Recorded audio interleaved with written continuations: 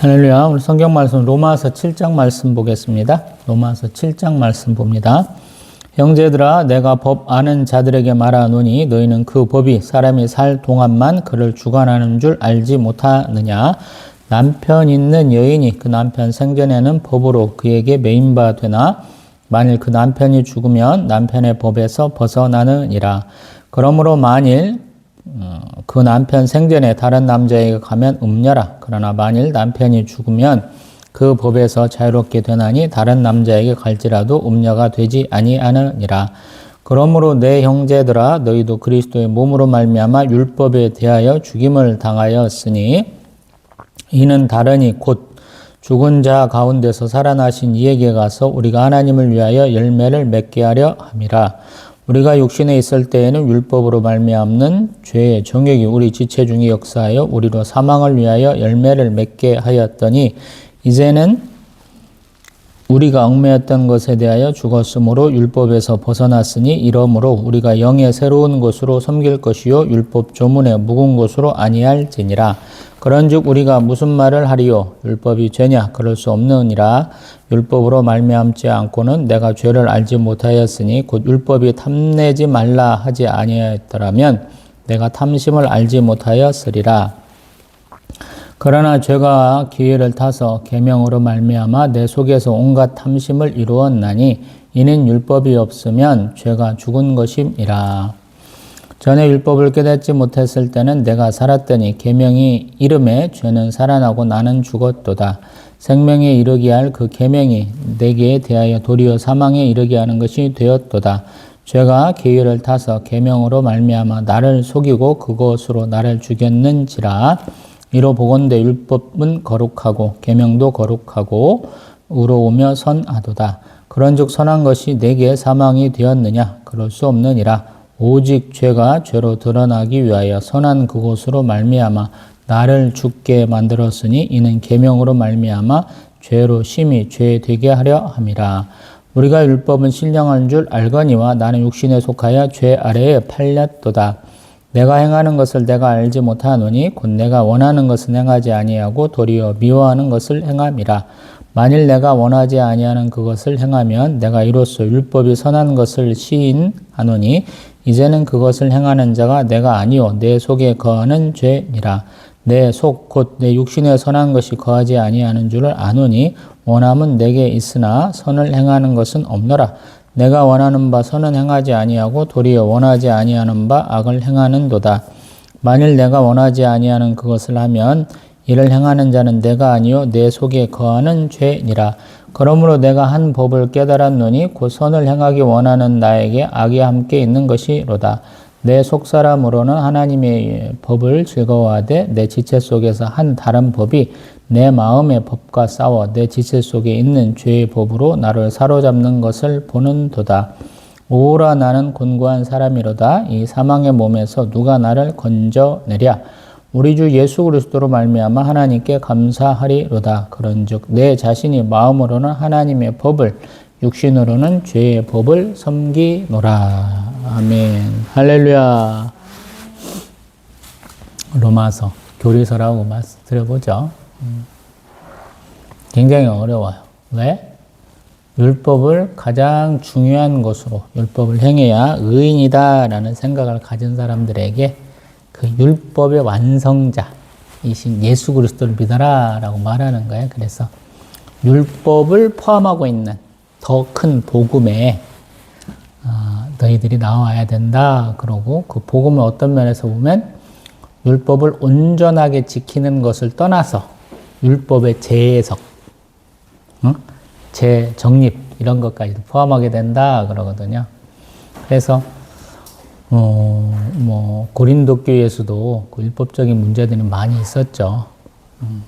그리고 그러한 율법과 복음이 충돌할 때 우리는 뭘 해야 되냐? 복음으로 행해야 된다라는 이 가치는 원래 1차 선교여행 때 갈라디아서부터 쭉 보던 어떤 목회 철학이기도 하고 선교 철학이기도 하고 그랬죠. 그리고 우리한 그러한 것들을 21세기 한국 교회도 받아들이고 있는 거죠.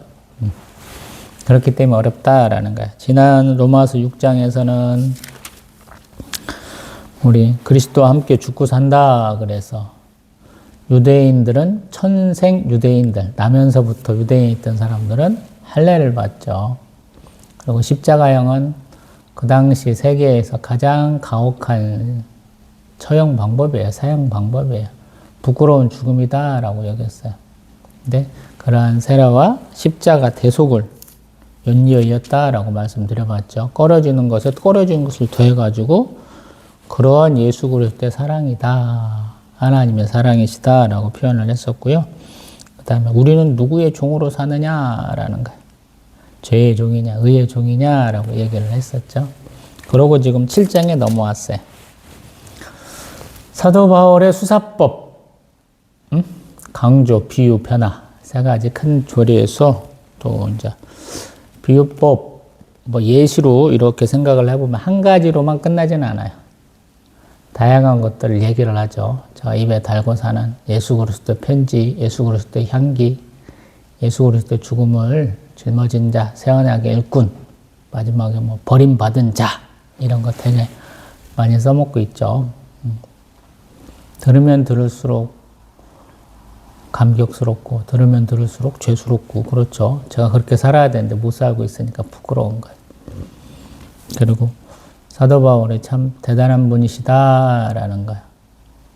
예수님과 공생의 기간을 함께하지 못하면서도 예수님 부활하시고 승천하신 다음에 이렇게 뽑히신 사도다. 본인이 막 자의로 부르는 사도가 아니고 그의 삶이 그의 행동과 그의 말이 충분히 예수 그리스도의 사도에 합당하다라고 인정받을 수 있는 것이죠. 우리 같은 사람은 어떻게 이렇게 판단하겠어요? 듣다 보면 정말 나는 못 쫓아가겠어. 이런 생각이 많이 드는 것이죠. 그 종에 대한 비유를 이제 이어가지고 7장에서는 아내가 결혼 생활을 어떻게 할까라는 거, 여자가. 우리 신분 차별하는 것 같다 하면서 제가 맨날 드는 것 중에 하나잖아요. 하나님 앞에 서약을 하고 싶어요, 여자가. 그러면 시집가기 전에는 아버지의 허락을 맡아야 되고요. 그 다음에 결혼한 다음에 남편의 허락을 받아야 되고, 남편이 죽고 나면 아들내미 허락을 맡아야 돼. 우리 조선시대 유교의 그 억압 아래 있는 것 같기도 한데, 지금 그걸 굳이 꺼냈다라는 거예요. 근데 한편으로 보면 남녀 차별 문제는 여성 참정권 운동까지도 이어지죠. 여자도 한 표를 행사해야 돼. 그런데 더 나가면 여성의 지위는 사실은 신분제 사회에서 더 큰 문제가 발생하는 거죠. 그래서 여자가 신분이 높으면 남자는 부속물이에요. 여왕들이 많았다는 거예요, 역사적으로. 여자가 권력을 잡으면 남자도 그냥 수단이 되는 거죠. 그래서 남녀 차별로 보기보다는 신분제로 보자. 이게 더 맞는 것 같아. 그래서 오늘 드는 내용도 지금 누구에게 종이 되느냐라는 것에 이어서 여자는 결혼하면 남편 말을 따라야 되잖아. 근데 남편이 죽으면 어떻게 자유로워지잖아. 이 얘기를 하는 거예요. 그래서 굳이 남녀 차별적인 그런 시선으로 보지 말고 누구에게 얽매인다라는 것으로 이렇게 보는 것이 맞다라는 생각이 듭니다. 그래서 가만히 보면 남자가 죽으면 어떻게 돼요? 이제 하나님께 가면 되는 거죠. 자기 자유로 갈 수 있다라는 거예요.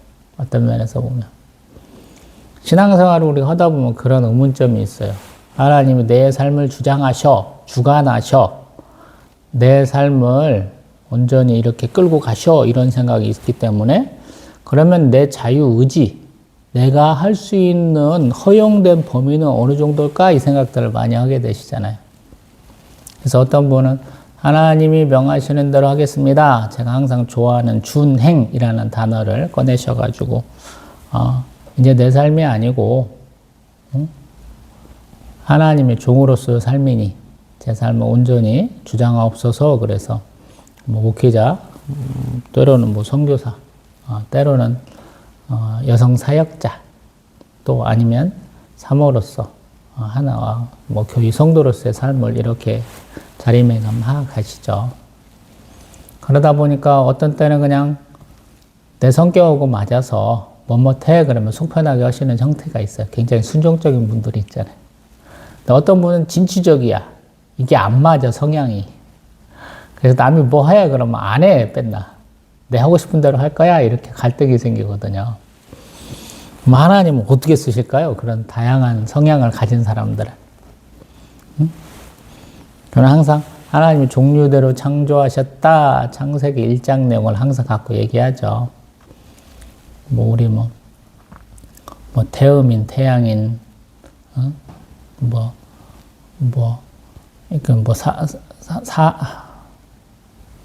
뭐라고 해? 우리 뭐 소양인, 뭐 태양인, 뭐 이런 것들 나눠갖고 뭐 체질도 4개로 나눴는데 우리 서양 사람들은 뭐 물, 불, 공기 뭐 이런 식으로 갖고 원소를 또 나누기도 하고 또 혈액으로 나누기도 하고 별별 것들 많이 써서 나눠보려고 그러잖아요. 듣다 보면 다 걸려. 모든 것에 내 것이 다 있어. 왜냐하면 우리는 DNA 차이가 별로 안 나니까. 사람이니까. 우리 동물 장기를 사람에 이식한다면 가장 동물이 가까운 게 누구냐면 돼지라고 그러잖아요. 돼지 거는 사람하고 유전자가 거의 더 많이 일치한다고 그렇게 얘기하잖아요. 별 차이도 없어. 근데 우리는 그 차이를 굳이 밝혀내보고 싶어 해. 그래서 어떤 사람은 자기가 하는 행동의 어떤 정당성 내지는 어떤 대표성을 항상 이렇게 밝혀보려고 그러고 어떤 사람은 그냥 묵묵히 따라가는 거야. 앞에서 이름을 내려고 하질 않아. 그냥 말없이 따라가는 유형, 순응적인, 그냥 순종적인 면이 더 많은 거죠. 신앙생활 어떻게 해야 될까요? 보면 사도 바울은 어떤 식의 신앙생활을 요구할까요? 가만히 보면 예수님과는 조금 달라요. 제가 맨날 우리 사도 바울은 예수님과 달라요 이 얘기를 되게 많이 해요. 왜 다를까? 한편으로 생각을 해보면 예수님의 사역 방침이 좀 다르죠. 회개하러 천국이 가까이 왔느니라 라고 외치신 예수님은 어떤 면에서 저는 투사라고 맨날 얘기하죠. 투사야 예수님은. 싸워나가는 분이야. 전투적인 기질이 강해. 진취적이다라는 거. 근데 사도 바울은 그것보다는 조금 못한 것 같다라는 생각이 들어요. 거기에는 못 미친다. 근데 한편으로 보면 짜잘한 걸 많이 지적질하다 보니까 감정이 상해. 듣는 입장에서는. 차라리 크게 한 방 맞는 게 낫지 짜잘한 잔소리를 듣다 보면 짜증이 나버리잖아요. 사도 바울의 지적질은 어떤 그런 지적질로 느껴지기도 해요. 그래서 어렵다라는 거예요. 내 기질. 하나님 분명히 인정해 주시고 쓰시는데 내 기질로 하나님의 말씀을 잘 받아들일 수 있느냐라는 거예요.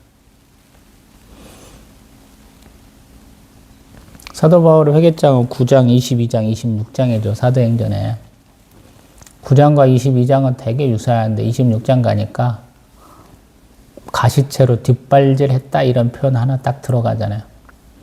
처음 사건에서 한 20년쯤 넘은 것 같은데 가시채로 뒷발질하는 게 왜 갑자기 들어갔지? 그러거든요. 가시채는 뭐냐면 채찍 같은 거.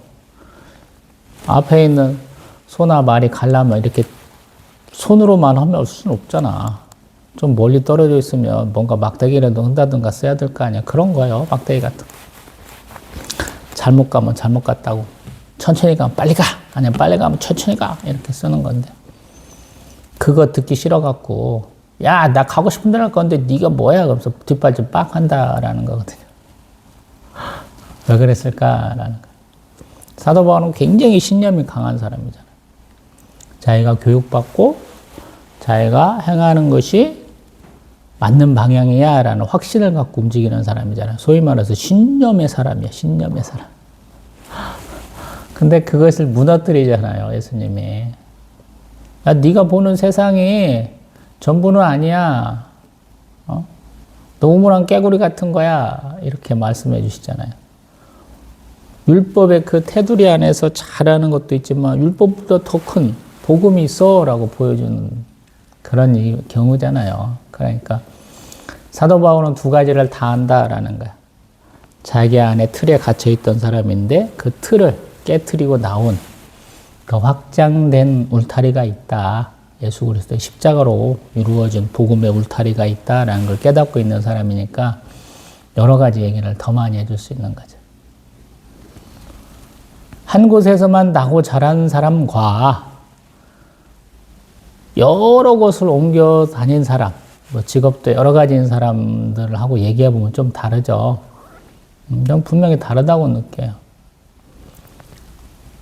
그 토박이라는 사람들하고 얘기할 때 그 깝깝함, 때로는 재밌기도 해, 토박이들은. 근데 어떤 때는 깝깝하거든요, 제가 느낄 때는. 그리고 내가 살던 지역 같은 고향 사람들하고 대화할 때보다 멀리 사는 사람들하고 대화할 때 맞을 때가 있어. 나의 성향하고. 참 독특하지? 저는 대구 사람들, 부산 사람들 되게 좋아해요. 말하면 시원시원해.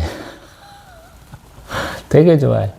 전 전라북도 김제 사람인데도 불구하고 말이 잘 맞아요. 재밌더라고요. 전라도 사람들, 광주 사람하고 얘기할 때 어떤 데 깝깝하거든요. 전라남도도 해안가에 있는 사람들하고 얘기하면 진짜 깝깝하거든, 제가 생각할 때는. 제 고향 옆에 익산, 군산 사람들하고 얘기할 때도 깝깝할 때가 많거든요. 어우, 그냥 치를 떨어, 저는. 근데 어떤 때 보면 부산 사람들 얘기하는데, 얘기가 너무 재밌고 너무 잘 되는 거야. 대구 사람들하고 얘기하는데 너무 잘 돼. 사도 바울은 그런 면에서 사도들보다 더 확장된 사람이에요. 더 유연한 사람이 됐다라는 거예요. 꽉 막힌 사람에서. 그래서 많은 사람들한테 이런저런 얘기를 다 할 수 있는 거죠. 우리는 어떤 관점에서 신앙생활 하느냐라는 거예요. 한 교회에서 신앙생활 쭉 하는 사람들도 있죠. 복된 사람이야. 저희 사모 같은 사람도 우리 장모님 뱃속에 있을 때부터 개척 멤버로 시작해서 저하고 결혼할 때까지 한 교회에서 계속 성도로 우리 어린이집 원장까지 하고 또 전도사로 사역하다가 이제 저하고 결혼하면서 이렇게 나온 케이스니까 복된 사람이에요. 저 같은 사람은 많이 돌아다녔죠.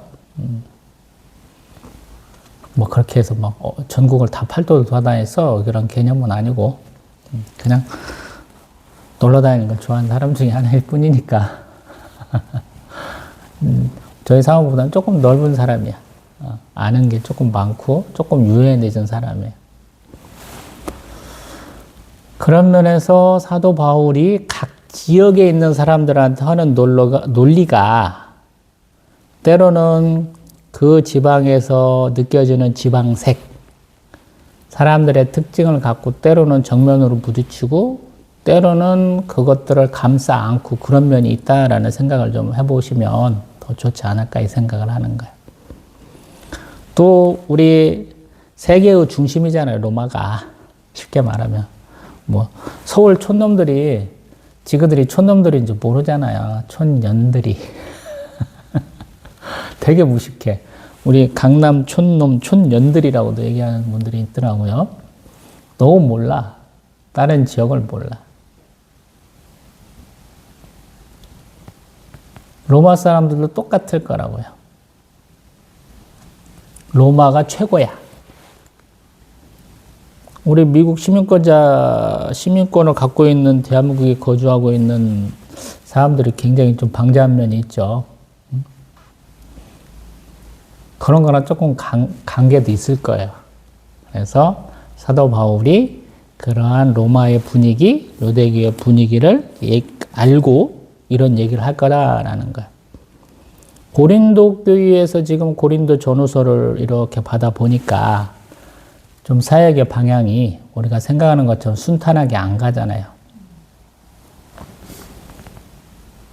왜 안 가느냐? 가만히 보니까 반발이 많아요. 자기들이 원하는 수준이 아니다고 자꾸 얘기를 해요. 야, 이 정도 받아줄 수 있잖아. 내가 이 정도 수준인데 너는 거기에 맞춰서 와야지. 이렇게 얘기하는 것 같단 말이에요. 그러다 보니까 로마서는 그것들을 종합적으로 고려한 듯 하다라는 걸 얘기를 제가 몇 번씩 드려보잖아요. 혼자 쓴 게 아닌 것 같아.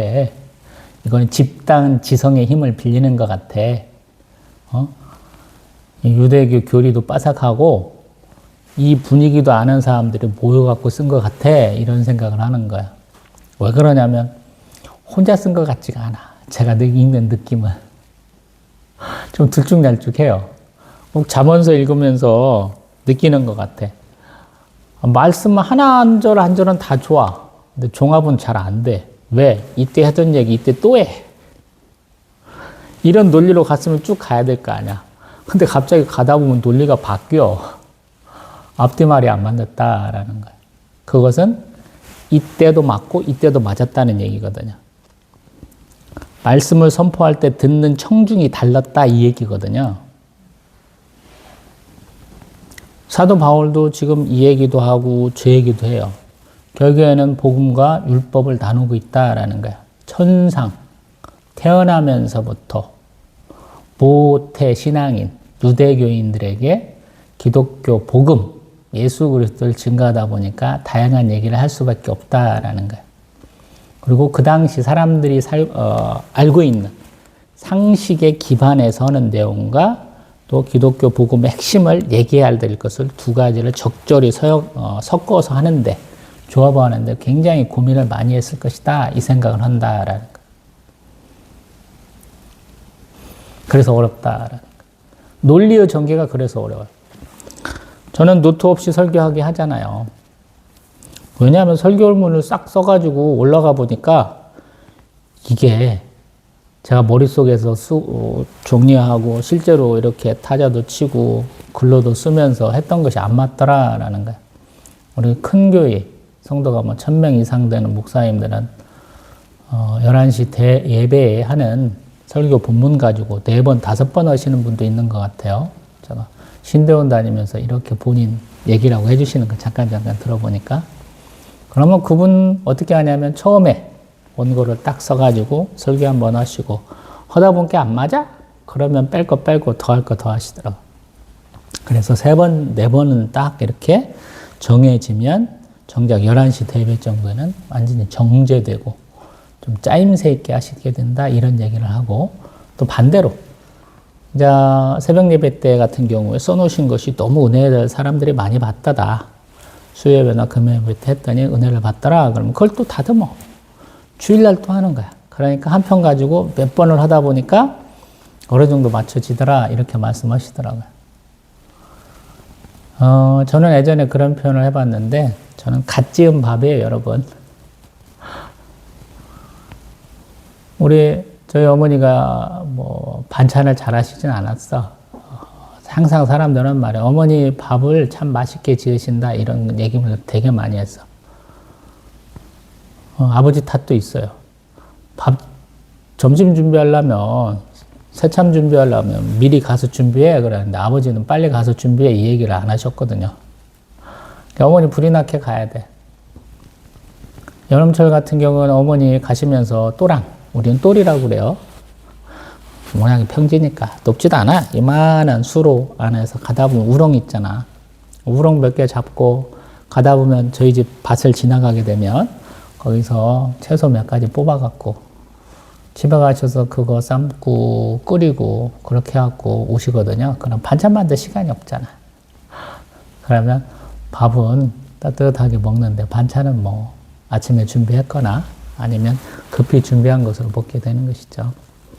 그래서 다른 데 사람들이 이해 못하는 설탕국수를 저는 이해를 해요. 설탕이 우습게 생각하시는데 굉장히 비싼 거죠. 나올 때 비싼 거였어요. 우리는 기본적으로 남에게 대접할 때 가장 좋은 걸 대접해야 된다 이 생각을 하는 거예요. 제가 이명박 장로 얘기 언젠가 했잖아요. 그때 이승현인가 김승현인가 유명한 MC가 있었는데 자기 이제 아침 식사인가 갔는데 밥을 똑같이 주긴 주는데 자기들만 계란 반숙인가 해가지고 지네 둘이만 먹어. 저하고 권사 지네만 딱 먹고 그 사람한테 안 주더라고. 이게 얼마나 황당해. 간 사람이 니네는 뭐냐 손님 불러놓고 그러잖아. 우리는 그런 문화는 안 좋게 생각해요. 손님 먼저야 좋은 거는. 좋은 자리에 앉히고 좋은 거 먼저 드시게 하고 그게 기본이잖아요. 여기까지 왔어.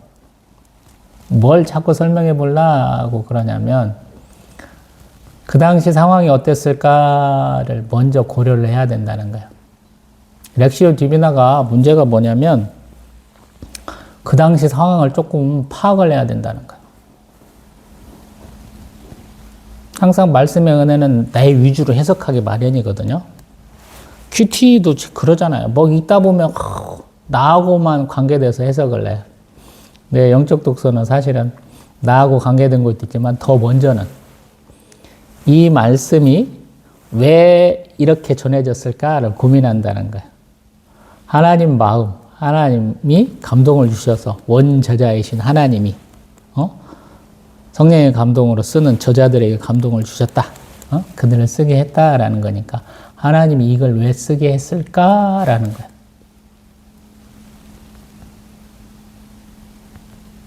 로마서가 중요한 이유. 이것으로 기독교의 교리가 정해졌어요. 성화의 과정이 정해졌어요. 율법 대신에 예수 그리스도의 십자가 대속이 왜 이루어졌는가. 우리 기독교의 가장 큰 핵심을 가르쳐 주려고 한 거예요. 지금도 우리 동로마, 서로마로 나눠져 가지고 우리 서로마 지역은 뭐 천주교, 나중에 이제 우리 개신교로 이렇게 바뀌었고 동로마 교회 같은 경우는 여러 정교회로 나눠졌잖아요. 그 가장 핵심을 다루는 거니까 하나님이 가장 중요한 것을 말하도록 했겠죠. 그래서 우리가 그 핵심이 뭔가 항상 고민해 봐야 된다라는 거. 우리가 율법을 통해서 죄를 깨닫게 된다 이 얘기를 지금 2장부터 쭉 해보잖아요. 읽다 보면 그 얘기를 해요. 우리 7절에도 그 얘기 하잖아요. 내가 죄를 알지 못하였더니 율법이 탐내지 말라 해서 내가 탐심이라는 죄를 깨닫게 되었다라고 그러세요. 율법은 뭔가 기본적으로 깔려 있는 거야. 어떤 전제 같은 걸 한다라는 거야. 법 조항이 있어야 그걸로 처벌하잖아요. 우리도 그렇잖아. 우리 영미법과 다른 대륙법, 우리는 뭐 프랑스, 독일 계통을 따른다고 그래서 헌법도 보면 무슨 조항이 있어야 처벌받는다고 그러고 우리 윤석열 찌끄레기들을 가만히 보니까 그 조항이 없으면 무시하기도 하고 그 조항을 이용해 먹기도 하잖아요. 소위 말해서 법기술, 법꾸라지 이런 표현을 하잖아. 율법으로 보면 그런 거예요. 우리 영미법 같은 경우 해양법 뭐 이런 것들 보면은 판례야. 조항이 있어. 근데 막상 개개의 사항은 다 다른 거잖아요. 하버드의 공부법들 얘기 몇 차례 했잖아요. 존 하트가 장학까지 탔으니까 그 밑에 학년 애들이 막 필기한 노트, 공부한 노트를 막 비싼 값에 경매해갖고 팔았는데 그거 아버지한테 전화해갖고 용돈 받아갖고 산 놈이 그 다음 시간에 딱 가가지고 그 발표를 하니까 교수가 딱 하는 말, 야, 작년에 무슨 판례에서 판결에서 뒤집혔어. 그러잖아. 그래서 그거 비싸게 준 거 갑자기 쓰레기에다 던져버리잖아. 어차피 공부해야 되니까. 필요가 없잖아요. 율법도 사실은 예수님께서 그렇게 해주신 거예요. 조항을 곧대로 그리고 그 조항을 자기 마음대로 해석해갖고 우리 바리새인들, 서기관들이 지도로한테 법기술자가 되고 유리하게 해석한 거예요. 근데 예수님은 안 그러잖아요. 예수님은 우리 베드로 사도의 신앙 고백을 받으시면서 제자들에게, 사도들에게 말씀의 권세, 또 부활하실 때 요한복음을 통해서 죄사함의 권세 두 가지를 주잖아요. 말씀 해석도 할 수 있고 또 그 다음에 죄사할 수 있던 권세를 얘기하잖아요. 예수님이 가장 크게 두 가지 보장하신 거잖아요. 그게 우리들도 그렇게 대우하고 계시고 똑같이 예배 안 나왔어? 너는 왜 안 나왔어? 둘 다 똑같이 안 나왔으니까 혼나야 되겠네. 어떤 사람은 정당한 사유가 있어, 보니까. 근데 어떤 사람은 정당한 사유가 없어. 그냥, 아이씨, 귀찮아서 안 나갔어요. 이런 사람하고 처벌이 달라야 될 거 아니야. 서양 사람들처럼 교통 범칙금이 나와서 똑같이 규정 속도가 있는데 규정 속도를 어겼어. 한 사람 보니까 가난해. 한 사람 보니까 엄청 부자야. 그러면 소득 대비 범칙금을 내야 되겠네? 그래서 이 사람은 조금 내. 그래도 조금 부담 가는 정도는 돼. 근데 이 사람은 왕창 뜯어. 여기가 한 수십만 원이면 여기는 억대를 뜯어. 그런 것과 같은 개념이다. 이렇게 말할 수 있는 것 같아요.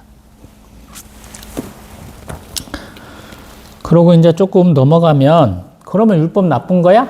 아니라는 거야. 율법을 재해석하고 또 재정립한다라는 말씀을 드렸지만 다 좋다는 거예요. 12절. 율법은 거룩하고 계명도 거룩하고 의로우며 선하다라는 거예요. 율법이 잘못된 건 아니야. 왜? 율법이 누구한테 왔어요? 하나님 주신 거거든. 모세오경 하고 있잖아요. 출애굽기 끝났고 지금 하고 있지. 아직은 끝난 게 아니지. 출애굽기, 레위기, 민수기, 신명기 특징이 뭐냐? 역사적인 사건은 별로 없다는 거예요. 율법에 대한 설명이 더 많다고 제가 말씀드려보고 있잖아요. 그리고 유대인들은 어렸을 때부터 그걸 암송해야 돼. 제가 맨날 얘기했듯이 애들끼리 서로 붙여. 야, 여기는 이 말하고 여기는 이 말하는데 누가 오라? 한번 토론해봐. 그러면 지네들끼리 막 핏대 올리면서 막 침튀기 가면서 면전에서 막 떠들면서 토론해. 그래서 유대인들을 토론을 잘한다고 그러잖아. 유대식 교육법이라고. 자기가 아는 것을 가지고 자기 주장을 해보는 거야. 나하고 반대 의견을 제시하는 사람의 논리도 들어보는 거야. 한국은 그런 거 없죠. 나를 따르라! 맨날 이런 짓 하잖아. 교수들도 내가 쓴 거 다 외워갖고 그대로 써! 이러잖아. 니까짓 게 뭔데? 왜? 예전에 신분 차이가 많이 났잖아. 많이 배우신 분과 못 배우신 분의 차이가 엄청 났잖아. 근데 요즘은 다르잖아요. 신도원 다니다 보니까 후배님 중에 어떤 분은 대학교 교수야.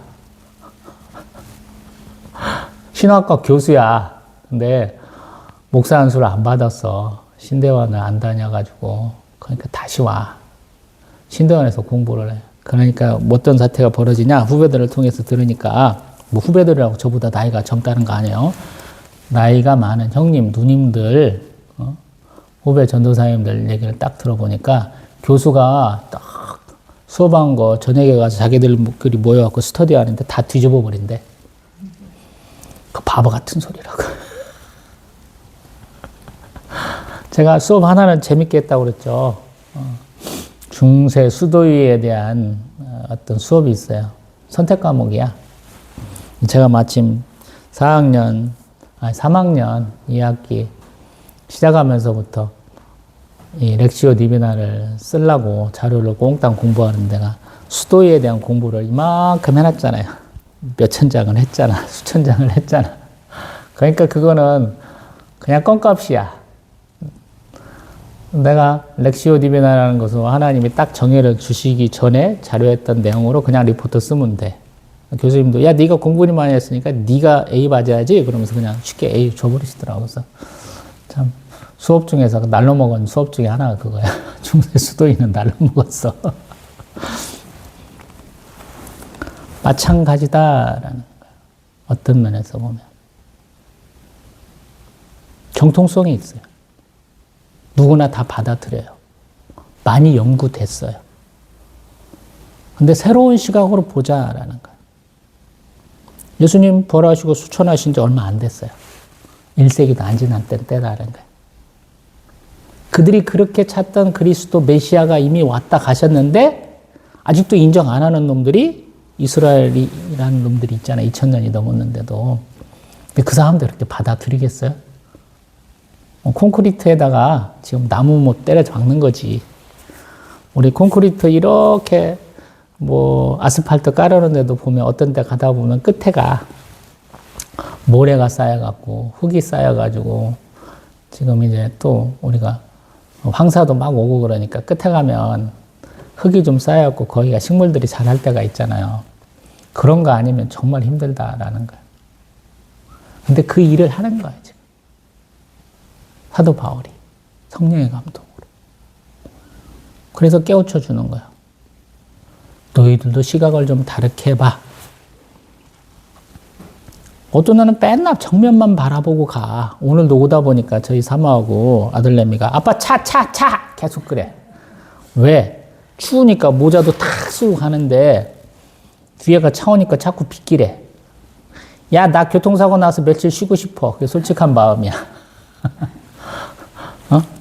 걱정할 필요가 없어. 골목길이야. 양쪽에 차가 다 대고 있어. 앞에서 누군가가 묵묵히 가잖아? 그럼 차는 천천히 가야 돼. 왜? 지가 다 뒤집어 써야 되니까. 교통사고 나보면 알아. 내가 평상시에 보행자들 얼마나 무시하고 다닌 것이 잘못된 습관인가를 알게 돼요. 굉장히 복잡해져. 보험료도 올라가고 잘못하면 다친 보행자가 경찰서에 신고하고 법적으로 소송 한번 들어가면 인생 꼬이기 시작해요. 경찰서 가야 되지, 법원 가야 되지. 보험사는 절대 내 편이 아니라는 걸 깨닫게 돼. 전액보험 아무 필요 없어. 보험사는 내 편 안 들어줘. 세상에서 하는 거잖아. 유튜브 보시면 알죠? 교통사고 났어. 근데 내 보험사 직원이 나를 편들지 않아. 어떻게든지 보험 수가를 올리려고 수작을 부려. 그걸 깨닫게 된다라는 거. 그래서 때로는 당당할 필요도 있어. 제가 20대 때 말했잖아요. 대학 선배 중에 한 살 더 많은 형님이 있어. 같은 학년이야. 그 형의 특징은 뭐냐면 점심 먹고 우리는 인도로 가고 싶어 해. 그래서 가면 형님이 꼭 나를 끌고 가. 야, 넓은 데 가자. 꼭 차도로 가.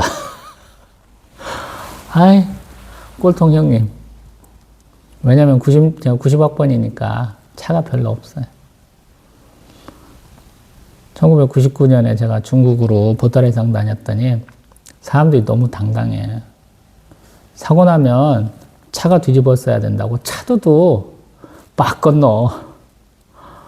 1990년에 딱 그런 상황이었거든요.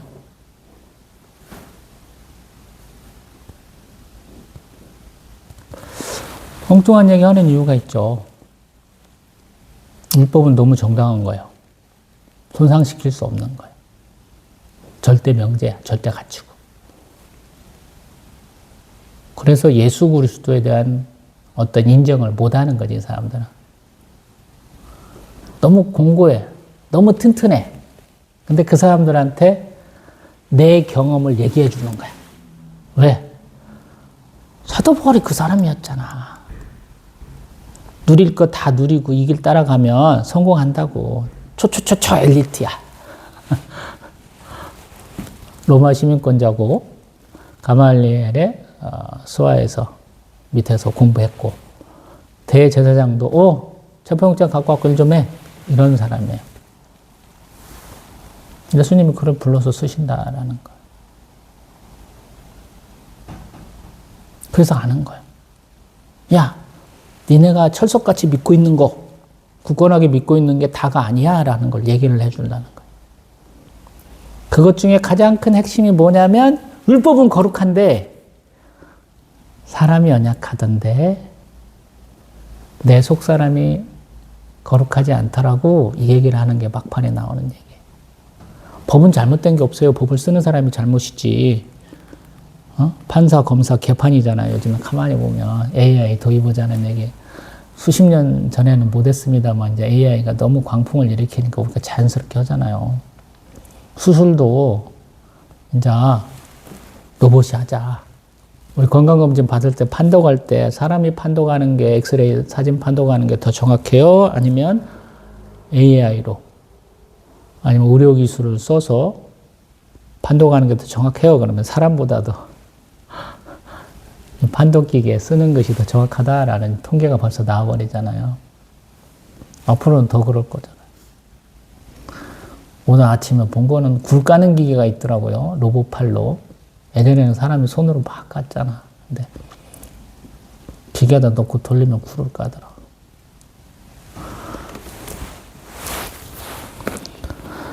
사도 바울 자신의 마음을 얘기하는 거야. 자신의 경험을. 왜? 사도 바울 굉장히 철저한 사람이에요. 제가 볼 때는. 남들이 이만큼 했어 그러는데 이 사람은 자기 스스로 기준이 있어서 그 기준대로 해야 되는 사람이야. 소위 말해서 꽉 막힌 사람이야. 저도 조금 그런 경향이 있어요. 일할 때 보면 느껴지잖아요. 돈 준 만큼 일할 거야. 내가 맡겨진 일만큼 할 거야. 그래서 빨리 할 때는 조금 빨리 하고 늦을 수 있으면 늦게 하고 이렇게 하는 스타일이 있잖아요. 근데 어떤 사람은 그냥 자기 속도에 그냥 매진해서 이거 여기까지 해야 돼 그래서 묵묵히 하는 사람이 있잖아요. 그래서 우린 저 사람 싫어 이런 사람 있잖아. 저는 협력해야 된다라고 생각을 하는데 상대방이 협력을 안 하면 그냥 내 하고 싶은 대로 해요. 내가 월급 100만 원 받았으면 120만 원어치는 해야지 이라고 해요. 왜? 100만 원 너무 적잖아. 여기서는 인정 못 받지만 다음번에 가면 표시가 날 거잖아요. 네가 습관이거든. 관성적으로 흘러가요. 주변에 있는 많은 사람들이 그걸 모르더라고. 자기가 평생 직장 될 줄 알고 다음번 한국에 가면 내가 바뀔 거야 이렇게 착각하시는데 안 바뀌어요 여러분. 바로 드러나요. 옆에 사람이니까 뭐 흉볼 필요도 없고 그러고 넘어가지만 다음번에 내가 그런 위치에 간다? 어떤 사람인지 바로 깨닫게 되고 그런 사람을 배제해야죠. 내가 성과를 내야 되는 입장이라면. 내가 관리자라면. 하나님 앞에서 마찬가지다. 그 얘기를 제가 많이 하는 이유가 그래요. 이게 신앙생활도 습관이에요. 평상시 하던 대로 똑같이 해요. 사람 대하던 그 방식 그대로 하나님도 대한다고. 누가 보든 안 보든 신앙생활 열심히 해야 된다고 하는 이유가 그래요. 담임 목사가 어디로 출장을 가거나 휴가를 가거나 선교여행을 갔어. 그러면 새벽녘에 꼭 빠지는 사람들 보면서 이상하잖아, 제가. 니들은 왜 그러니? 스펄전 목사 같은 경우는 자기 설교할 때 권사님들 모아놓고 나 설교 좀 잘하게 맨날 기도 좀 해줘요. 중보기도 좀 해줘요. 맨날 그런 사람 있잖아. 내가 대표적으로 싫어하는 목사 중에 하나고. 그렇게 잘난 사람이 왜 노예 활동을 안 해갖고 지네 교회는 크는데 개신교도 싹 주겠다고. 지 명성을 높이는 데는 썼는가 모르겠지만 성도의 교자가 별로 개판이었다고 제가 스스로 맨날 까내리고 있는 분위기도 하거든요. 나만 잘해서 되는 건 아니에요. 내가 생각하고 내가 말하고 내가 행한 것을 통해서 남들이 바뀌어야 되는 거예요. 이게 신앙생활이. 사도 바울은 그런 사람이에요. 쉽게 말하면 니들이 바뀔 수 있도록 내가 니들 앞에 모범을 보여줄게. 예수님 세 가지 사역, 말씀, 치유, 제자의 영육사역 하시잖아요.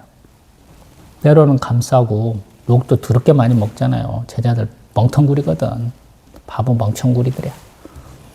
제자들 때문에 욕도 많이 드시고 명성에 금도 가시고 도망치기도 하시고 다 해야 되잖아요. 근데 사랑으로만 품는 것은 아니야 또 예수님이.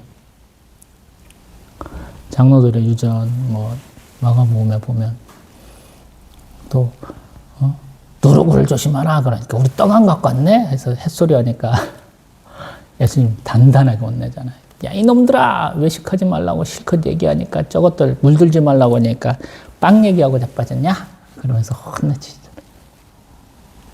알아들어야 된다는 거. 척하면 차게 해야지. 영향력을 주려고 하는 거야. 그게 더 철저한 거야. 사도 바울 입장에서는. 야, 니들이 율법 잘 지켰냐? 나만큼 잘 지킬 수 있겠어? 대놓고 도발하지는 않잖아요. 아직 만난 적도 없는 사람들이니까. 근데 고린도 교회는 당당하게 얘기하잖아. 니들이 은사를 그렇게 많이 받았어? 방언 그렇게 잘해? 나 1만 마디 방언보다는 예언할래? 그러시잖아. 나 삼층천에도 갔다 왔다 그러시잖아요. 니들 하나님 만나고 왔어? 그러시잖아. 모르고 달래는데 아주 천재적인 소질을 보여주시잖아요, 사도 바울이. 철저하게 하는 사람들 앞에서 전혀 다른 얘기를 하는 거예요. 꺼리끼는 얘기도 많이 해요, 지금. 제가 봤을 때는. 세례, 예수 그리스도 십자가 대속, 자유인으로 사는 사람들이야. 근데 종이 얘기를 했어. 결혼도 자유롭게 하는 사람들이야. 자유결혼이에요. 어떤 면에서 뭐 신분을 이렇게 조금 높으면 자유결혼에 물든 사람들한테. 나는 깜냥의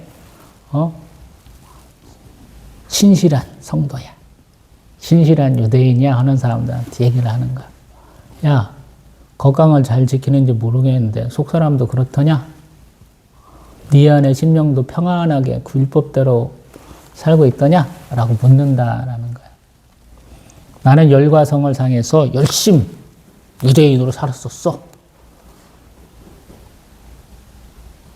겉보기에는 너무 열심을 내서 사람들이 예수 그리스도께 우리 스데반 집사님 옆에 막 고함치고 돌 던질 때 나한테 옷도 맡기고 내가 기독교인들 잡으려고 체포영장도 딱 들고 갔는데 내가 예수님 만나고 눈이 좀 멀었다고 회복되면서 양쪽에서 다 버림받고 고민을 해보고 기도를 해보고 만나보고 그러도 사역을 해보니 깨달아지는 게 있더라. 내가 너무 곤고한 사람이더라. 마음은 온이로되 몸이 약하다. 이런 표현 있잖아요. 그렇더라 라는 거예요. 저희도 그렇죠. 그래서 제가 첫 번째 얘기한 것처럼 하나님이 정말로 나를 주장하시면 내 자유의지가 1도 없으면 나에게 자유가 안 지어진다면 이건 다 하나님 잘못일 텐데 하나님이 도대체 얼마나 나를 이렇게 느슨하게 여유롭게 해주셔서 내가 조금 하나님과 딜을 해볼 수 있을까? 내 마음대로 좀 깎고 때로는 더 할 수 있을까? 이런 고민을 한다라고 그러잖아요. 정답은 잘 모르겠어요. 제가 이제 신앙생활은 이제 한 21, 2년밖에 안 됐잖아요. 본격적으로. 35 생일 넘은 다음부터 본격적인 신앙생활을 했으니 잘은 모르겠더라고요. 근데 그 허용의 폭을 굉장히 넓게 가진 사람, 안 믿는 사람하고 거의 차이 안 나는 애들은, 년들은 인생이 조금 괴롭더라. 제가 봤을 때. 굉장히 괴롭더라. 50대부터 인생이 안 되더라. 그 폭을 굉장히 좁힌 사람들은 조금 다르더라. 근데 그런 사람이 별로 없더라. 하나님 뜻에 온전히 순종하고 가는 사람이 별로 없더라. 그래서 한국교회가 잘못됐다. 제가 당당하게 얘기하는 거예요.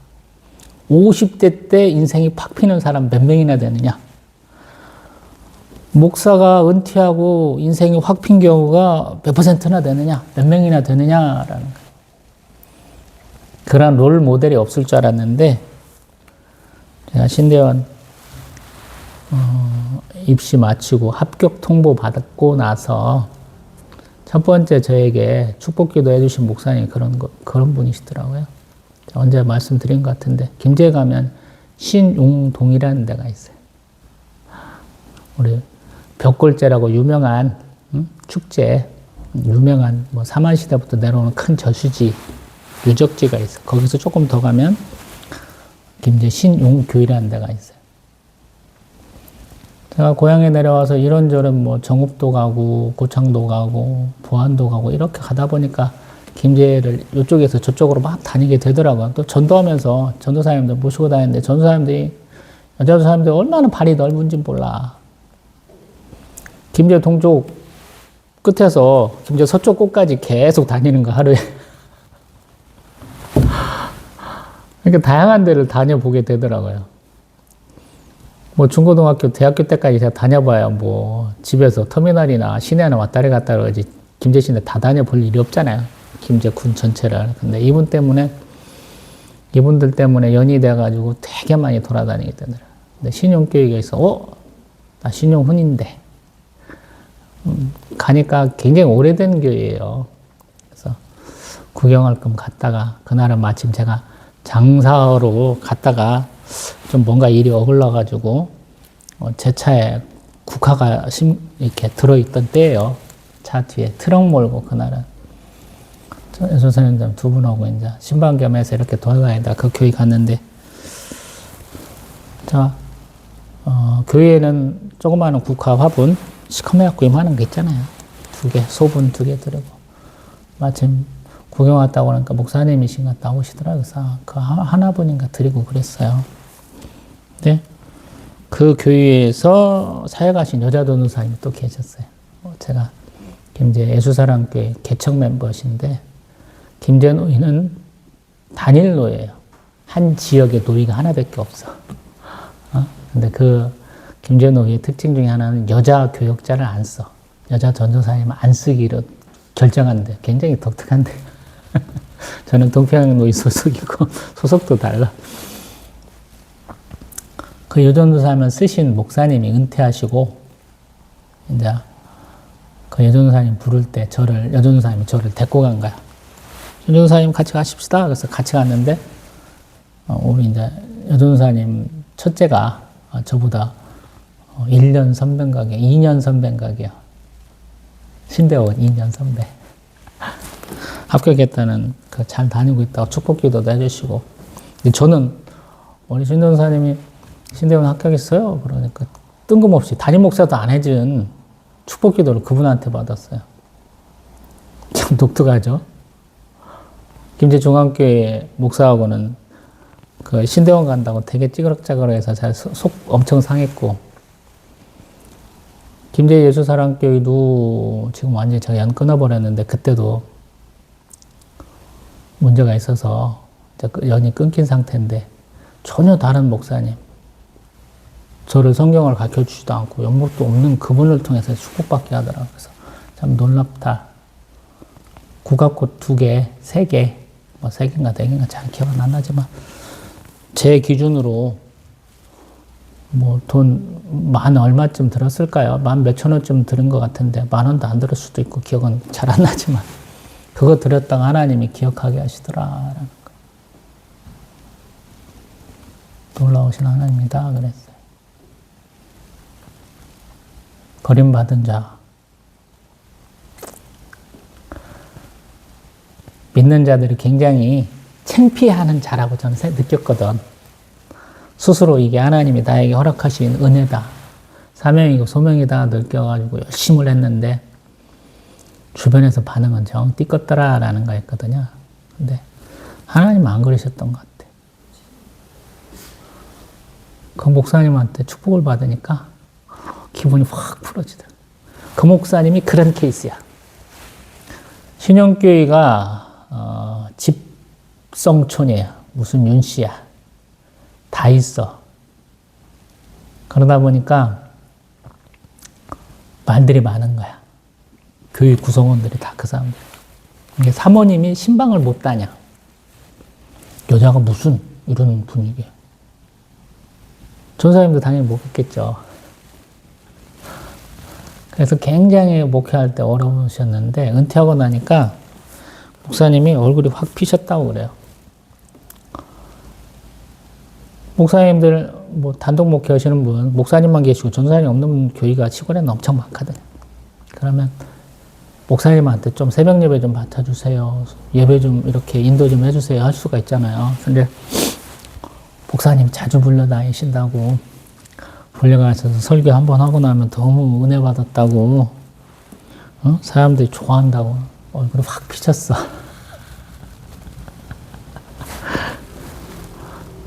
보게 잘하신 거예요, 그게.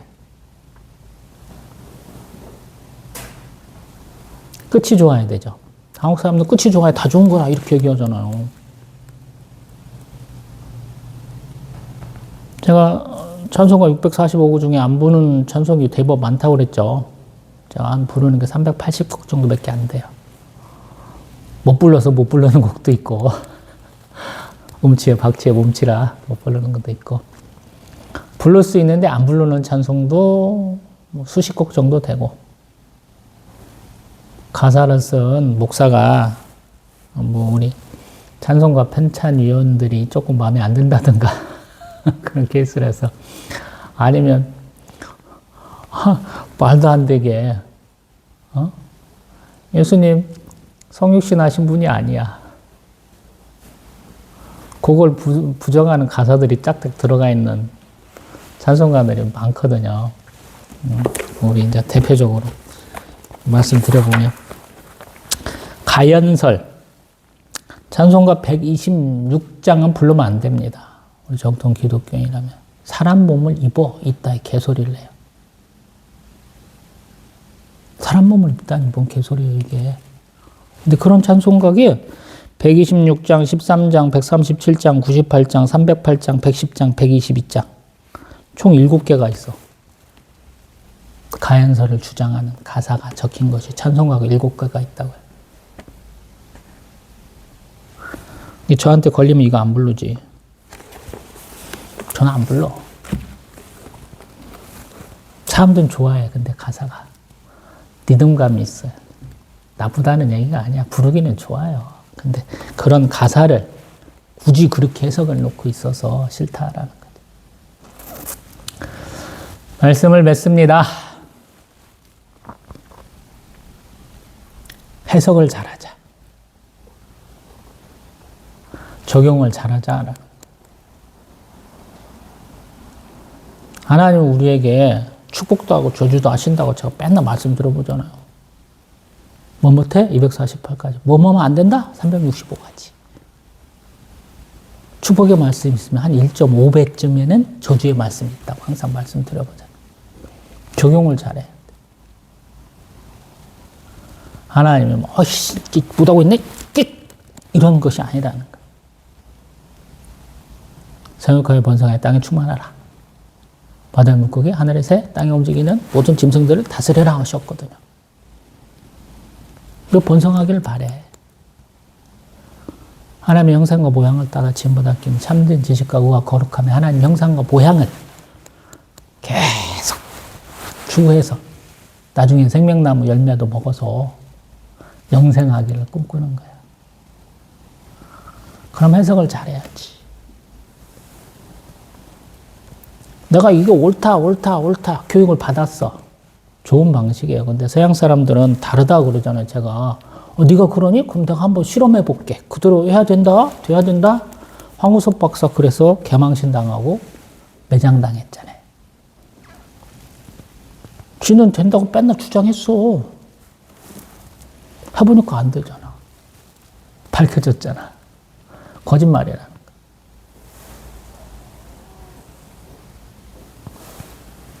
해야 된다는 거예요. 화장, 분장, 변장 얘기 제가 맨날 하잖아요. 우리는 하나님 앞에 벌거벗은 자와 같이 드러난다고. 화장하는 건 괜찮지. 근데 분장과 변장까지 가면 내 모습이 아니잖아요. 전혀 딴 사람이잖아. 그러지 마시라고. 속사람. 하나님도 아시나고요. 우리 욕심이 약한 걸 알아요. 예배 잘 드리고 싶지. 저희 아들도 마찬가지고 지금도 일하라고 했는데. 아빠가 무슨 말하는지 알고 싶지. 근데 한글을 채 못 띄었잖아. 집중도가 안 되잖아요. 하도 게임만 했더니 막 바로 앉는 자세가 안 되잖아. 저희 사모도 허리가 아프니까 바른 자세가 안 돼. 응? 알지. 근데 노력해야 되잖아요. 사도 바울은 노력하라라고 얘기하는 사람이잖아요. 나 해봤어. 해보니까 되더라. 이런 사람이거든요. 그래서 대단하잖아요. 지도 못 해냈는데 허락한 놈들이 바리새인들, 서기관들이잖아요. 예수님 마태복음 23장에서 그냥 대차게 까버리잖아요. 이런 놈들 따르지 마라 그러잖아요. 근데 그 중에 쓸만한 사람, 바리새인들, 서기관들 중에 그나마 쓸만한 사람이 아니면 최고 악종이 사도 바울. 그를 들어서 바뀔 수 있어.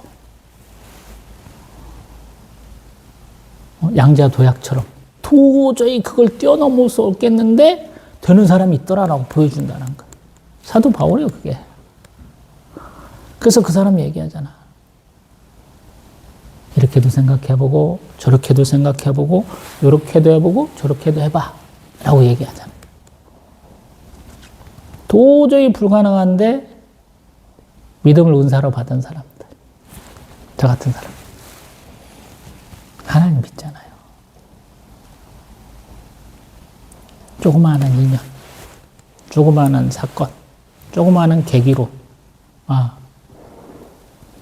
하나님이 내 고민 다 알고 계셨구나. 내 마음 아시는 주님께 나도 충성하고 순종해야 되겠구나 하잖아요.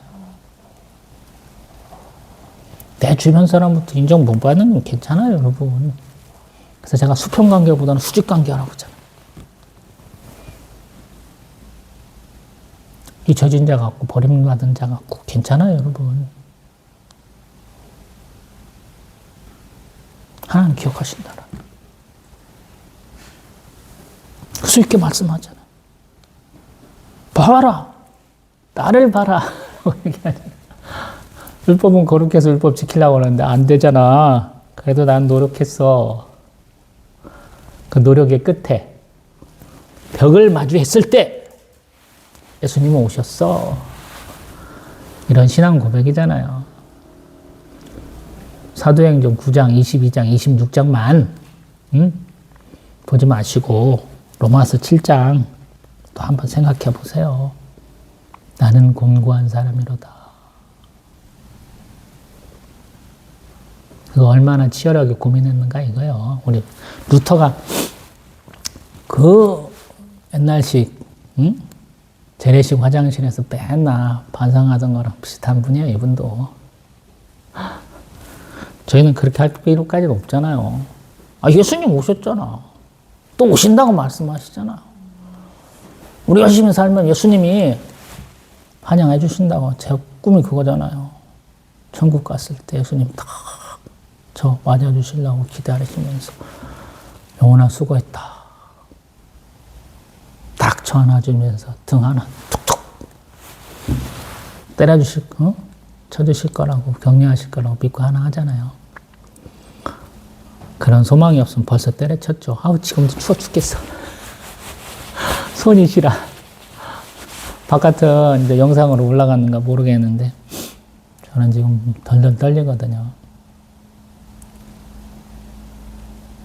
더 좋은 환경에서 더 좋은 환경, 형편에서 하신다면 더 열심히 해야 되겠죠. 다음에는 제가 조금 편안해져. 성령님 나오거든요. 저희 하나님, 우리 성부 하나님, 성자 예수님 앞에서는 굉장히 좀 각을 잡고 이렇게 써야 되는데 성령 하나님 제가 너무 편안해. 조금 막둥이라 아버지 어머니 예전 같으면 제가 막둥이라 좀 다른 집은 각 잡고 앉으라고 그러는데 저는 필요 없어. 아랫목에 누워갖고 뒹굴레뒹굴레 하던 그 마음이 있는데 성령의 하나님 앞에서 꼭 그러는 것 같아서 마음이 편안해져. 저희 선생님, 동행자, 보호자, 인도자 되신다 하는 얘기는 강제로 이끌어 가시는 분이 아니온 것 같아서 뭐든지 다 받아주시는 그런 분으로 저 성령 하나님을 이렇게 그리거든요. 여러분도 좀 그런 평안함을 좀 느끼셨으면 좋겠어요. 다음에 로마서 8장으로 또 뵙겠습니다.